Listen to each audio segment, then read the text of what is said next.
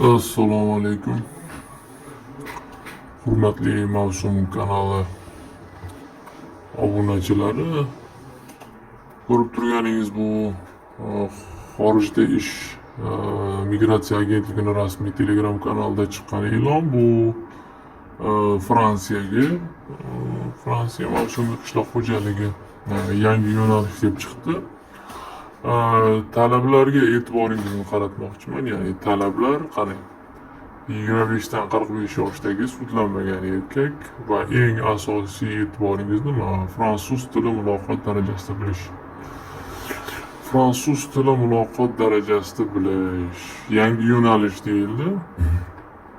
Undan ham qiziq tomoni mana bu yerda mana shu e'lonni, ya'ni migratsiya agentligining rasmiy veb-sayti, ya'ni asosiy ariza berishingiz kerak bo'ladigan rasmiy sayt. Bu yerda bor yo'q 10 ta ish o'rni ko'rsatilgan.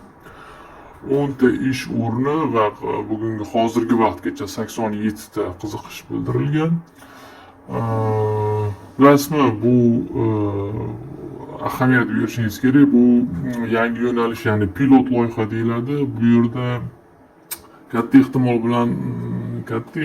bilan allaqachon odamlar tanlab bo'lingan, chunki birinchidan fransuz tili deb talab qo'yishning o'zi juda ham g'alati. Bu yo fransuz filologiya talabalari borishi mumkin u yerga, yoki oldindan maxsus fransuz tilini o'rganib yurgan kimdir bo'lishi mumkin. Chunki dehqonchilikdan tajribasi bor va fransuz tilini biladigan va 2 oy ichida, ya'ni agar ahamiyat bersangiz, ketish muddati deyilgan. Bu yerda avgustni ko'rsatilgan, ya'ni avgustning 17-sida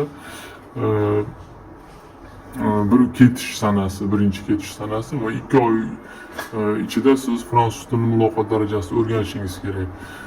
Sabzavot dalalari esa 1-oktyabrdan deyilgan. Mayli 1-oktyabrgacha balki fransuz tilini muloqot darajasida bo'lsa ham qanchadir amallab ko'rsa bo'lar, lekin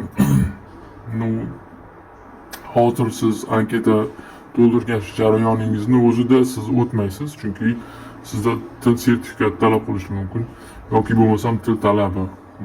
Va men ozroq shubham borki, bu yerda allaqachon odamlar tanlab olingan.